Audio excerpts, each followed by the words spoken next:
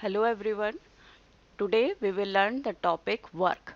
In this topic we will learn definition of work, type of work, unit of work, and we will solve some numerical problem on work. First of all, definition of work. Work is said to be done if force is applied on a body and body undergoes some displacement in the direction of applied force. It means किसी body के ऊपर आप जिस direction में force apply करते हैं और body में सेम डायरेक्शन में डिस्प्लेसमेंट होता है, तब आपका वर्क डन इज सेट कि आपने कुछ वर्क डन किया है. If force is applied on a body and body undergoes some displacement in the direction of applied force, then work is set to be done. Suppose ये आपके पास कोई surface आपने लिया, इसके ऊपर आपने एक ऑब्जेक्ट रख दिया, ब्लॉक है आपके पास एक रेक्टेंगुलर, यहाँ पर आपने फोर्स अप्लाई किया, तो जिस डायरेक्शन में आप फोर्स अप्लाई करेंगे ऑब्जेक्ट जो है सेम डायरेक्शन में मूव करेगा, then work is set to be done. Work done, amount of work done is equal to the product of force and displacement of the body.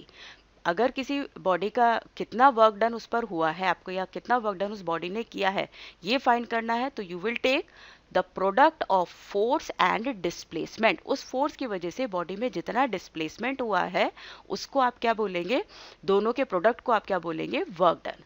Work is set to be done if force is applied on body. अगर किसी body के ऊपर force apply होता है और body में उस force की वजह से डिस्प्लेसमेंट होता है, then work is set to be done. इसको कैलकुलेट करने के लिए आप क्या करते हैं, the amount of work done is equal to, क्या फॉर्मूला बनेगा, product of force and displacement. Force और डिस्प्लेसमेंट को आप मल्टीप्लाई करेंगे, then you can find the work done. Work done का फॉर्मूला होता है force into displacement in the direction of applied force. जिस डायरेक्शन में आपने फोर्स अप्लाई किया है डिस्प्लेसमेंट सेम डायरेक्शन में होगा. तो वर्क डन की डेफिनेशन, फोर्स अप्लाई करने से अगर बॉडी में डिस्प्लेसमेंट होता है तो अब आपका वर्क डन किया हुआ माना जाएगा. Amount of work done calculate करने के लिए, मेजर करने के लिए, you will take the product of force and displacement of the body. Body के ऊपर कितना फोर्स अप्लाई किया है और बॉडी में कितना डिस्प्लेसमेंट हुआ है, उस फोर्स की वजह से वो क्या मेजर कराएगा, आपका वर्क डन मेजर कराएगा. वर्क डन का फॉर्मूला हो जाता है force into displacement. Next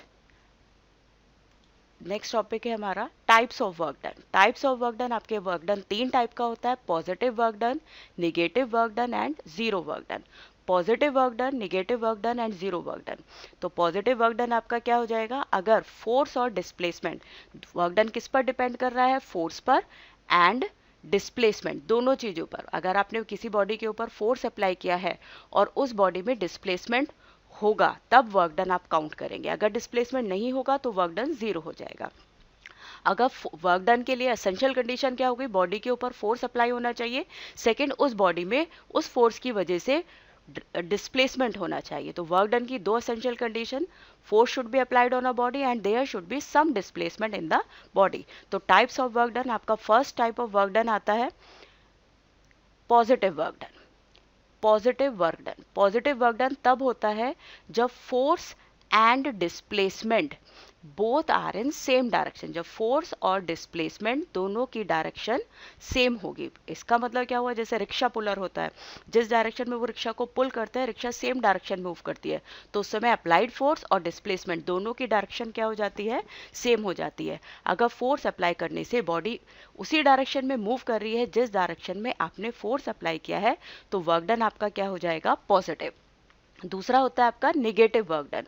negative work done क्या होता है आपका, निगेटिव वर्क डन, आपने बॉडी के ऊपर फोर्स अप्लाई किया लेकिन डिस्प्लेसमेंट क्या हो जाएगा, अपोजिट डायरेक्शन में.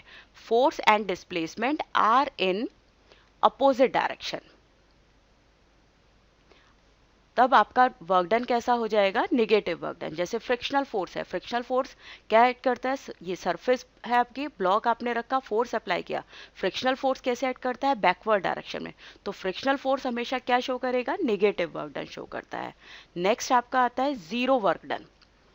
जीरो वर्क डन तब होता है जब आप फोर्स तो अप्लाई कर रहे हैं बॉडी पर लेकिन डिस्प्लेसमेंट कितना है, जीरो है. If you are applying the force on a body but there is no displacement, displacement आपका जीरो है, तो जो फॉर्मूला है वर्क डन का, फोर्स इनटू डिस्प्लेसमेंट, जब डिस्प्लेसमेंट जीरो हो जाएगा तो वर्क डन आपका क्या आ जाएगा, जीरो. अगर फोर्स अप्लाई करने पर बॉडी डिस्प्लेस अपनी जगह से नहीं होती है, बॉडी अपनी जगह को मेंटेन रखती है, तो वर्क डन आपका क्या हो जाएगा, 0 हो जाएगा। 3 टाइप का वर्क डन होता है। पॉजिटिव वर्क डन जब फोर्स और डिस्प्लेसमेंट दोनों की डायरेक्शन सेम होगी। नेगेटिव वर्क डन जब फोर्स और डिस्प्लेसमेंट दोनों की डायरेक्शन अपोजिट होगी। जीरो वर्क डन जब फोर्स तो अप्लाई होगा लेकिन डिस्प्लेसमेंट नहीं होगा, तो उस केस में वर्क डन आपका कितना हो जाएगा, 0।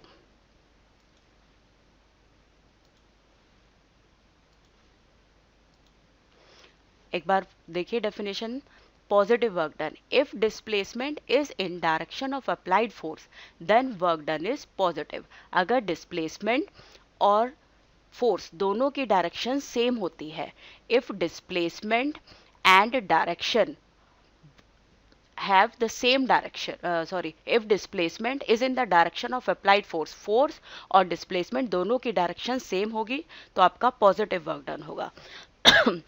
When an object falls downward, अगर कोई ऑब्जेक्ट आपका नीचे की तरफ गिर रहा है तो ग्रेविटी भी नीचे की तरफ एक्ट करती है, उस समय ग्रेविटी आपका पॉजिटिव वर्क डन शो कर रही है। Gravity is doing positive work.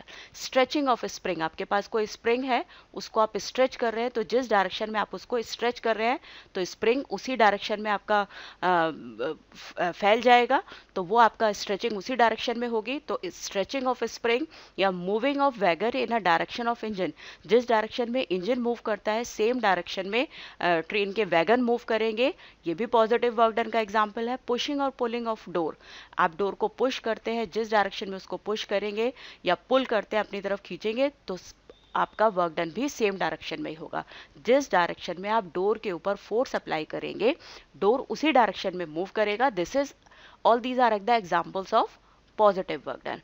जब डिस्प्लेसमेंट और फोर्स दोनों की डायरेक्शन सेम हो जाती है तो वर्क डन आपका पॉजिटिव वर्क डन।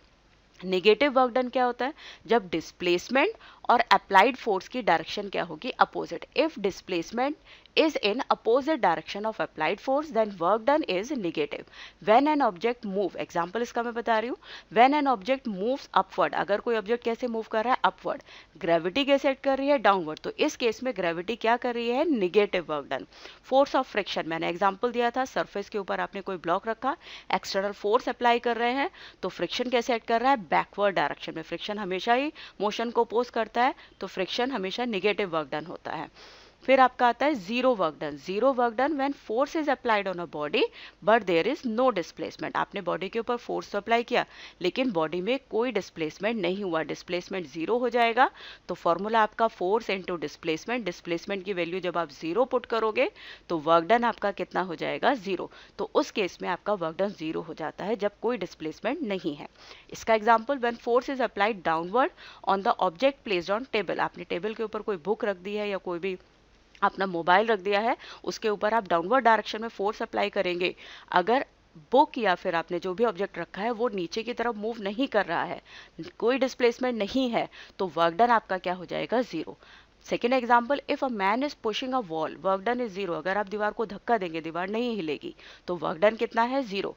इसका एक example, boy lifting some weight, आपने कोई वेट उठाया और उसको अपने हाथ में उतनी ऊंचाई पर रखा, जब आपने उसकी ऊंचाई मेंटेन कर रखी है, उसको हाइट मेंटेन कर रखी है, तो उस समय डिस्प्लेसमेंट नहीं होगा और वर्क डन आपका क्या हो जाएगा, जीरो हो जाएगा। ये सब जीरो वर्क डन के एग्जाम्पल हैं। वर्क डन तीन टाइप का, पॉजिटिव जब फोर्स और डिस्प्लेसमेंट सेम डायरेक्शन है, नेगेटिव जब फोर्स और डिस्प्लेसमेंट दोनों की डायरेक्शन अपोजिट होगी, जीरो वर्क डन जब डिस्प्लेसमेंट नहीं होगा। नेक्स्ट आपका आता है इसमें units of work. Units of work, SI unit of work and CGS unit of work. इसमें SI unit of work done होता है joule, SI unit of work क्या हो जाएगा आपका, जूल। जूल कैसे आएगा, वर्क डन का फॉर्मूला क्या होता है, फोर्स इनटू डिस्प्लेसमेंट।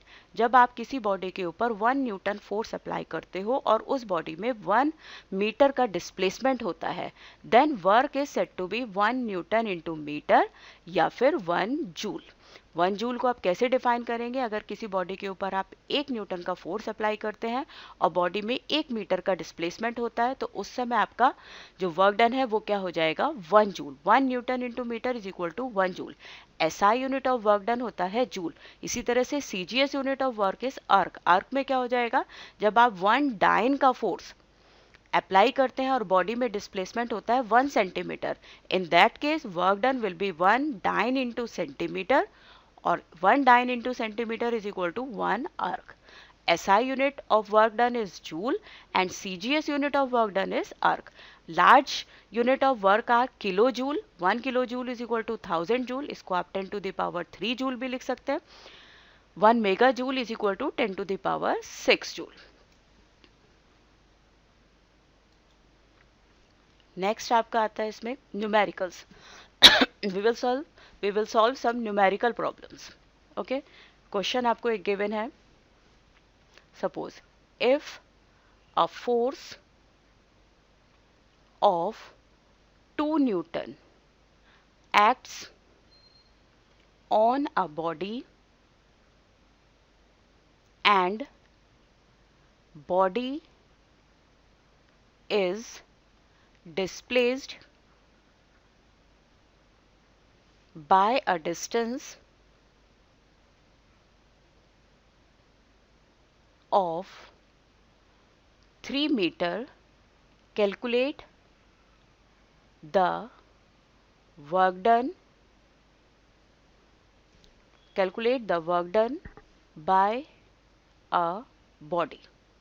तो आपको क्या फाइंड करना है, अगर बॉडी के ऊपर कितना फोर्स एक्ट करा 2 न्यूटन, कितना डिस्प्लेसमेंट हुआ 3 metre, in that case calculate the work done by a body. Body का वर्क डन आपको निकालना है. तो फॉर्मूला इसका क्या होता है वर्क डन का, we will use the formula work done is equal to force into displacement. Force आपका क्या दे रखा है इस क्वेश्चन में, क्वेश्चन में फोर्स गिवन है 2 न्यूटन और डिस्प्लेसमेंट आपका हो रहा है 3 मीटर. तो simply we will put both the values of force and displacement. तो W is equal to 6 joule. Work done कितना हो जाएगा आपका 6 जूल. किसी क्वेश्चन में अगर आपको न्यूटन फोर्स का यूनिट होता है, फोर्स गिवन है, और डिस्प्लेसमेंट बॉडी में कितना डिस्प्लेसमेंट होता है इस फोर्स की वजह से, वो दोनों चीजें गिवन है, and you have to find the work done. Then work done is measured as the product of force and displacement. आप फॉर्मूला यूज करेंगे work done is equal to force into displacement, दोनों value put करेंगे and you will get the answer. एक और question इसका हम solve करते हैं.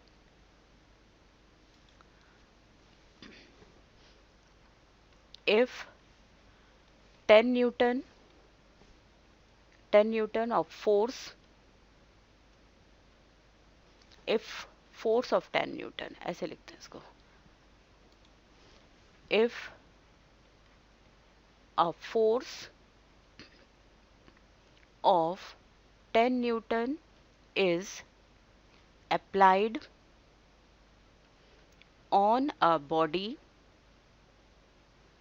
and body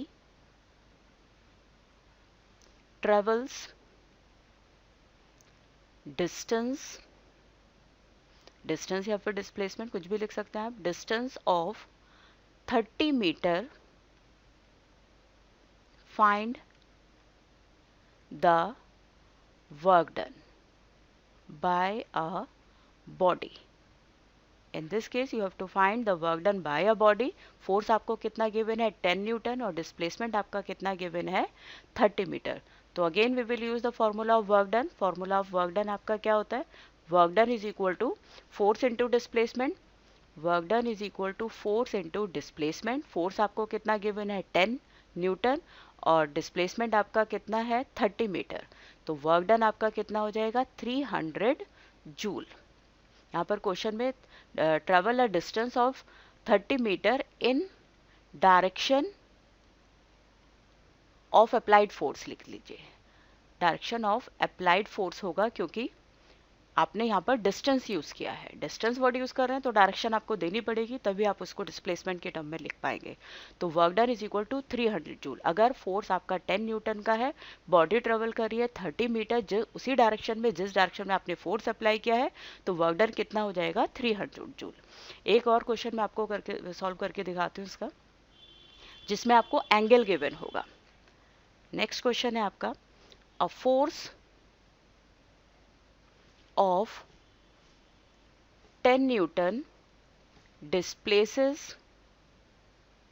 a body by a distance 2 meter in a direction at an angle 60 degree to it. The force और displacement के बीच का आपको एंगल कितना गिवन है, 60 degree. Calculate the amount of work done. तो इस केस में आपको फोर्स कितना गिवन है, 10 न्यूटन. फोर्स कितना है आपके पास, 10 newton. F is equal to 10 newton. Displacement कितना है आपका, 2 metre in the direction of applied force. और डायरेक्शन कितना हो रही है फोर्स की डिस्प्लेसमेंट के साथ, वो आपका एंगल हो जाएगा 60 डिग्री. इस केस में आपको एंगल पे गिवन है. तो जो वर्क डन होता है, work done is equal to the dot product of force and displacement. और दो क्वांटिटीज का जो डॉट प्रोडक्ट होता है that is defined as equal to the product of their magnitude and cosine of angle between them. दो vector quantity का dot product उन दोनों वेक्टर क्वांटिटी के मैग्नीट्यूड के प्रोडक्ट और cosine of angle between them, इन दोनों वेक्टर के बीच का जो भी एंगल होगा उसके कॉस के प्रोडक्ट के इक्वल होगा. तो यहाँ पर फॉर्मूला आपका क्या बन जाएगा, F D cos theta. Value put करेंगे. फोर्स आपका कितना दे रखा है इस क्वेश्चन में, 10 न्यूटन इंटू डिस्प्लेसमेंट कितना है 2 और कॉस थीटा कॉस 60 की वैल्यू कितनी हो जाएगी आपकी 1/2. तो आपका आंसर कितना आ जाएगा 10 जूल. वर्क डन आपका कितना हो जाएगा इसमें 10 जूल हो जाएगा. ठीक है. जब आपको एंगल गिवन होगा तो फॉर्मूला आप क्या पुट करेंगे, W is equal to work done एक स्केलर क्वांटिटी है. Work done is a scalar quantity. Okay. तो वर्क डन क्यों स्केलर है, क्योंकि ये दो वेक्टर क्वांटिटी के डॉट प्रोडक्ट के इक्वल होती है. जब भी डॉट प्रोडक्ट आता है तो आप फॉर्मूला क्या लगाते हैं, दो क्वांटिटी का dot product is equal to या is defined as the product of their magnitude and cosine of angle between them. तो दोनों का आपने क्या लिया, मैग्नीट्यूड का प्रोडक्ट लिया और उसको कॉस ऑफ एंगल से मल्टीप्लाई कर दिया. एंगल आपको 60 गिवन था, सबकी वैल्यू पुट करी, कॉस 60 की वैल्यू 1/2 होती है. You will get the answer work done 10 joule. आपको न्यूमेरिकल्स समझ में आए होंगे और जो भी मैंने आपको कंटेंट समझाया है होपफुली आपको समझ में आया होगा. मेरे चैनल को लाइक और सब्सक्राइब करना ना भूलें. Thank you so much. All the best.